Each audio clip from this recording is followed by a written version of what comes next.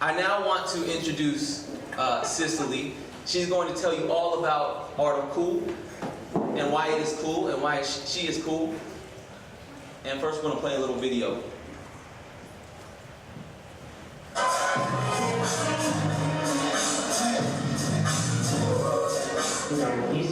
Music is a catalyst for change, for conversation. It starts conversation. When you start conversation, you start change.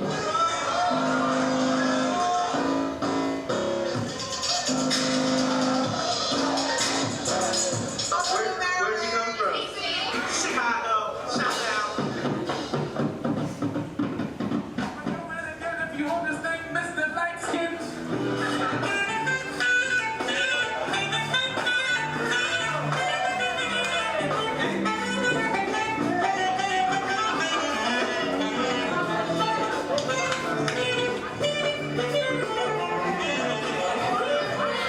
It takes a long time for overnight success.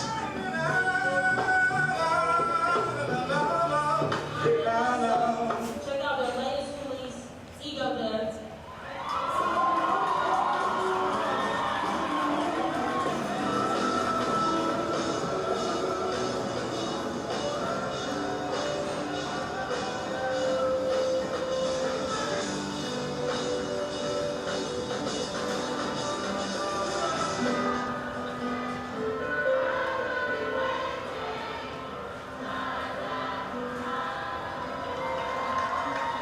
Shout out to Rap City, one of the best rappers in the game. Do you mind if I introduce myself?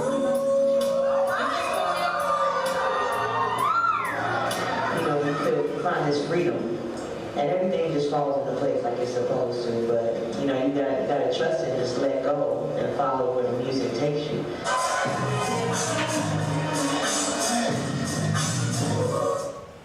I always have to watch that video before coming up, and I'm always kind of inspired by how far the music really has taken me. I'm Cicely Mitchell.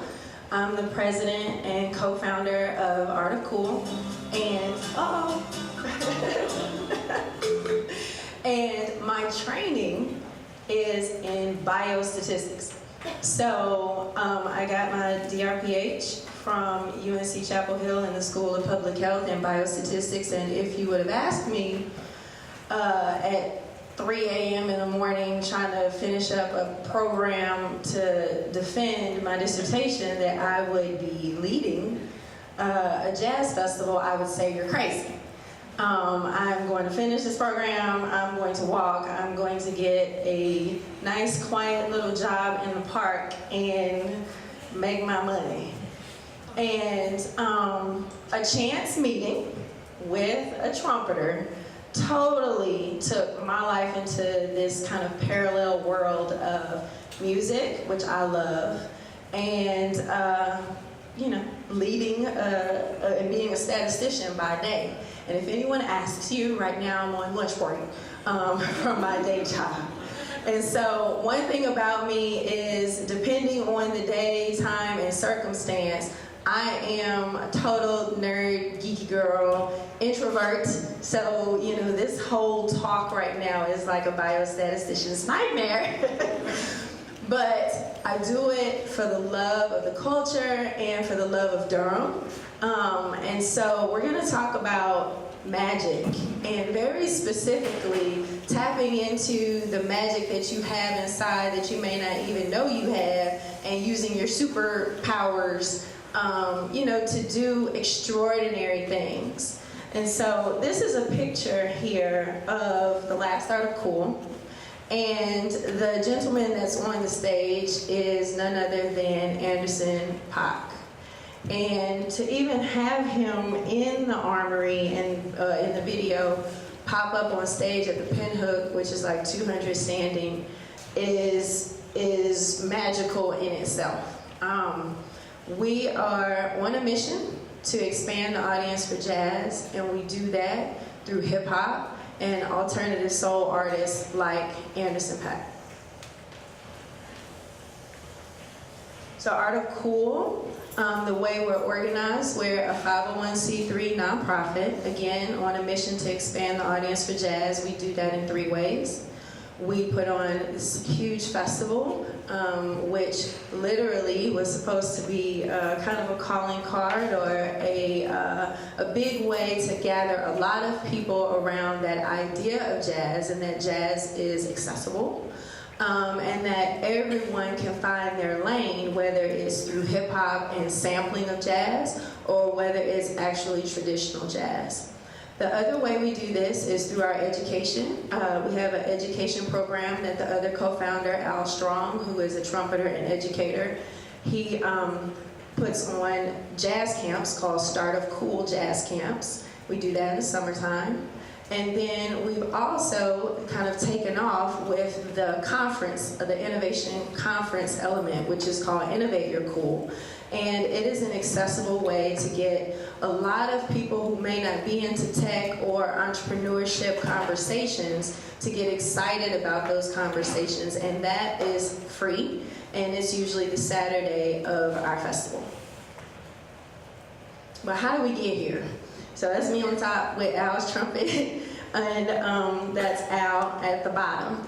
And so a chance meeting with a trumpeter and his kind of quandary of how do I get more people to come out to my concerts? That was pretty much the gripe. And so he had been gigging around for a while, and I pretty much took over his social media or launched his social media and started to promote his shows just as if they were hip-hop shows or the most whatever popular music that you're into. We started promoting it that way because one thing that I have found with working with jazz musicians, they do a lot of practice, they do a lot of writing, but they're not really on social media and putting it out there as far as, and this was back in the day, it was like 6 or 7 years ago.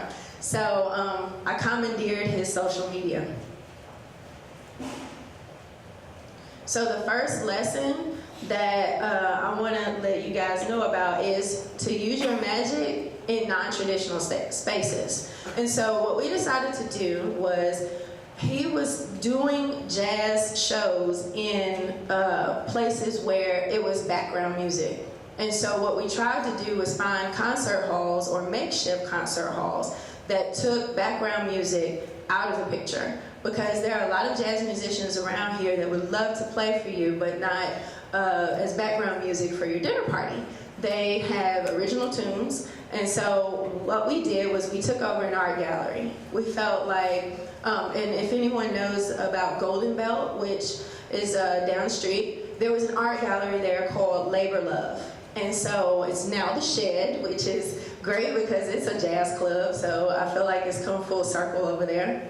But we took over that art gallery and literally brought in chairs, production, sound, lighting, after the third Friday art walk, and we decided we were going to put on our own concerts. At first, it was just a concert for him. And over time, people just got really excited about this idea of a pop-up event. And again, this was like several years ago. Now, it's very popular to take over non-traditional spaces and pop-up events, but at the time it was one of the few where people were kind of thinking outside the box and commandeering spaces that weren't normally music spaces. And so the first lesson was to use your mojo in non-traditional spaces, which does lead to the next lesson, was to shoot your shot. So in a couple of years into Art of Cool, people started asking about our quote-unquote organization. And in our mind, we weren't really trying to be an organization. We were just putting on shows and just letting things grow organically. Again, I got a day job as a statistician. So it was more about helping him and then his buddies put on these shows. But people started gravitating towards it, and so we started doing shows not only in Durham, but also in Raleigh, using the same model, doing pop-up shows in Raleigh on First Friday after art shows or after the art walk. And so the whole synergy there was that there were already people who were looking for creative things. And so what we were finding was this overlap of people who like visual art or just like to be at an event, staying over and checking out jazz. And then the people who were coming for jazz were purchasing art that was on the wall. So there was this nice kind of overlap in non-traditional music spaces where two worlds were kind of colliding. But at the time, this was maybe in 2012, 2013, we saw this contest that American Tobacco and Downtown Durham Inc. and the Chamber was putting on. And at this time, we've been doing shows for maybe about a year and a half, and we needed legal help to get our 501c3 status. We needed marketing help. And so I'm not usually a person that, you know, likes to get up and pitch, and I'm so glad you're here. So glad you're here because I'm gonna tell this story. So the name of the contest was the Smiths. So I'm not sure how many people are still here that remember the contest of the Smiths, where this is when BU was in the old space and the front window, which used to be where. So we didn't really want the office space because I got a day job.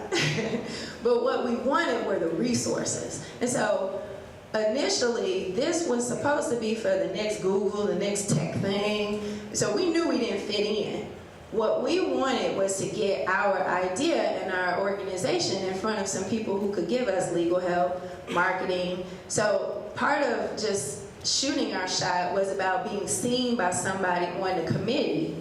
Hopefully we would win, and then somehow we would figure out a way to sit in the office space. But what happened is, and this is why it was so serendipitous about shooting our shot, is we got in front of certain people who were looking for the next big thing in Durham. So this was before any of the hotels got here. I had no idea about what the master plan for downtown Durham was, literally just following where the music and how this was developing could take us and how far it could go. So we were runners up. We were like, I think the Makery girls won it, but there were like 13 of us that got a shot to be in the third Startup Stampede. So how many people are familiar with Startup Stampede? So again, this is a biostatistician's nightmare, where it's like, I thought this was just gonna be like a contest where we submit like a 2-minute video and then I'm off the hook. Either we win or we do not win. Right? But it was even more scary because we were in the 60-day kind of Shark Tank Startup Stampede. So I have a day job. So I don't know if I can come to Wednesdays at noon and stuff like that. So literally, this is about people buying into your vision. We had a ragtag team of people who would sit at that desk when it was time to be seen, and I would come in on key moments when we're supposed to be doing these challenges. And so one of our first challenges was actually with Adam in the corner, and this was on the very, very, very first day. So I'm nervous. They give you like 2 weeks to work on this thing. And they're like, 2 minutes, pitch your idea, right? And so I'm sure you all are all used to that. So for me, 2 minutes? And to pitch the idea of a festival, because that was the idea that we ran on, is that we're going to do this big festival for downtown Durham. None of us had festival experience. I'm not a music producer or anything like that, but what they believed in, and this was one of the first lessons of being in Startup Stampede, is they believed in me and the heart and the passion behind the idea, and that I do run the numbers. So I've had research, National Endowment for the Arts, research in this area on jazz and music and concerts, and I had done all of the market research to say that a music festival in the format that we wanted to do was going to work. So fast forward, we got accepted, and first day we had to go in and pitch for 2 minutes. first step was, hey, I'm gonna do this jazz festival downtown, I thought I did great. And Adam in the corner, his first thing was like, yeah, I'm not gonna fund your thing because I don't like jazz. Boom, just shut me down. But that was, for me, a challenge. And he said, I want you to do 4 slides. You need to say this, boom. All right, so stepping out of there, I was like, oh, okay, I'm a statistician. For me, it's like, oh, okay, this is the formula, 4 slides. Boom, boom, boom, boom. So that's what I did while we were working on the other, challenges during the week. So when it came back up, because I'm sure it was gonna come back up, I was ready. All right, last challenge at Startup Stampede. You guys are gonna get up at BU and pitch for resources. So I'm like, I got this one. Because literally, I'm gonna go back up there with my 4 slides and pitch it exactly like how he said. And that's when I learned, like, your idea, whatever it is, being moldable, listening to people. And for me, when I was pitching, I was not even pitching the actual genre that we wanted to pitch. It was more about the experience and what will it do for downtown Durham, and what the economic impact would be, and that the experience would be so cool. And so one thing about this whole thing is, if we did not go through that process, there's no way we could fast track from Ragtag Bunch doing pop-up shows to presenting Common next week. So definitely shoot your shot. And so these are some of the highlights. So last year, we were compared to be the Coachella of jazz festivals, which I think is crazy. But I think it's because we had people like Kamasi and Anderson .Paak and the internet, and those people who would normally play a Coachella, but we've managed a way to plug them into a very non-traditional jazz festival. We also have gotten accolades from OK Player, and musicians love playing this festival. Most of them do not normally get to play in the same festival, at the same time. We build our festival in reverse. So most jazz festivals will give you the Herbie Hancocks of the world, the jazz luminaries, and it'll just be chock full with all of these legends. And then maybe the newbies, they open up at 4 p.m. on a stage, and there's only like 1 or 2 of them. We do this in reverse. The whole point is to expand the audience for jazz. So we book a lot of newbies, straight out of Berklee College, Berklee School of Music, straight out of New School, that have innovative ways of connecting jazz to a younger audience. So one of them is Christian Scott, and he'll be here next week. He is doing this new technique called stretch music, where he doesn't even want to call it jazz anymore. It sounds kind of like trap jazz, which I love, because a lot of people like a trap beat. And so that means that they're going to end up really listening and maybe falling in love with jazz. And so he's been doing this for 18 years, and he swears by this festival. So that makes us feel good. Some of the economic impact, last year we had 8,200 people show up during the festival, and literally our first concert was 80 people. And so just by stepping out of your comfort zone, and I didn't even know I had this skill until being put in this kind of situation to lead, and it's probably one of the best decisions I've ever made in my life.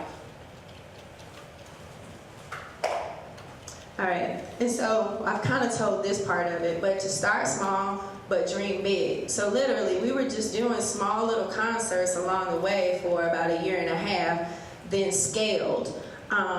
After we came out of the Startup Stampede, I started pitching to companies to get underwriting for the festival.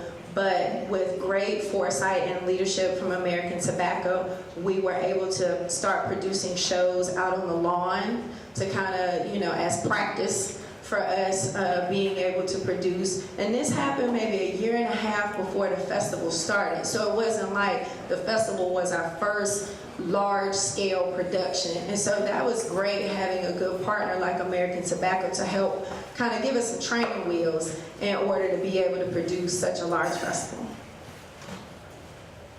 So these are just pictures from the festival. One thing that was very inspiring is our first festival. These are statistics from our last festival, which was year 3. But our first festival, a third of the tickets that were purchased were from out of state. And so for a local festival, that felt really good as far as from a programming standpoint, because that meant that people were following the lineup. All right, so the next video. So now we're going to show a video of some of the education that we do during the summertime, which I'm very proud of, and that's a part that we're going to be building out this summer in Raleigh.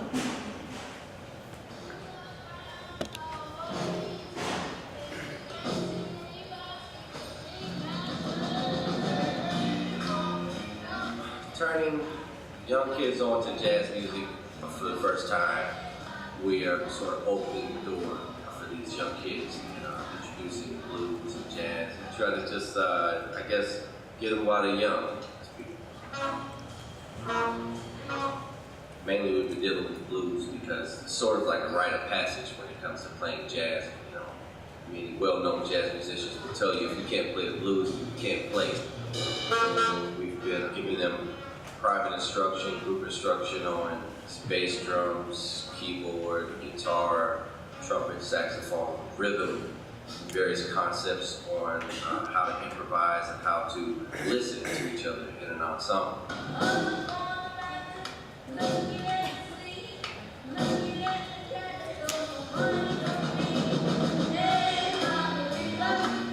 And hopefully these skills will transfer over to their daily lives, how they function in society.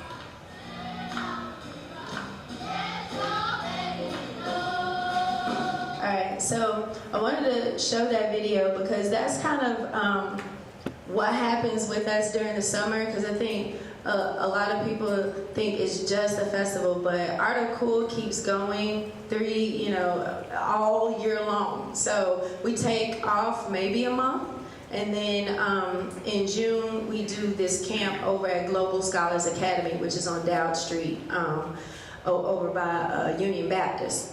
And so one thing that makes me very proud is these kids don't have any music training, as far as they don't know how to read music. And so this is their first opportunity engaging with professional jazz musicians, and we teach them on Monday. They get their buckets, and there's elements there of them learning percussion, and they gotta graduate up to using sticks, and then working together. And it's a 5-day camp, and then on Saturday they do a recital. And so seeing these kids, and this picture here is where they were at the recital last year, but seeing it all come together and seeing Al work his magic on these kids from Monday and then on Saturday is very inspiring. And so we're out at Chavis Park this year in August. So we'll be doing 2 camps this year. We usually just do the 1 camp at Global Scholars Academy. So if anybody wants to volunteer, please let us know. A lot of this happens with volunteers and instructors. So this slide is just a little bit of the article from Raleigh Agenda about us coming to Raleigh for this year. All right, so then our third program is Innovate Your Cool, and we're very excited about this. Actually, registration is almost filled for this, and this is our 3rd year doing it, and we're really, really excited about our keynote speaker, which is none other than the God MC himself, Rakim. Will be here sitting down with Mark Anthony Neal and Combat Jack, and he will be talking about the 30th anniversary of Paid in Full. And then we also parallel that talk with another talk called Paid in Full, where they're talking about entrepreneurship, and we'll have people from Pendo and from Mechanics and Farmer plugging into that to chat more about it. But we're going to show a little clip of Innovate.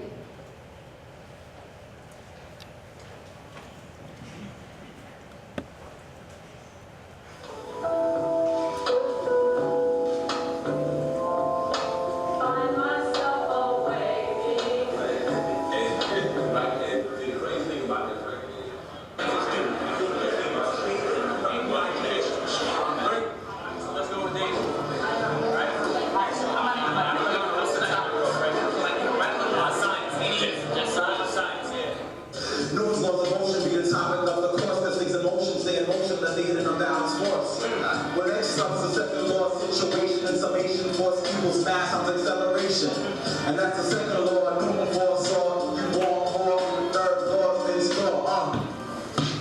I'm with this collection. Collection don't mean a thing. So this is the camera we use and we film in 360 degrees.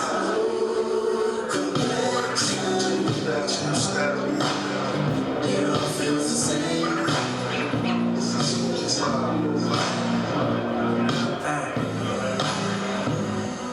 Dark is the midnight hour, bright is the morning sun.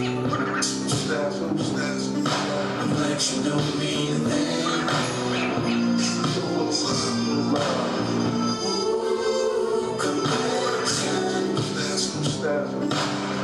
It all feels the same.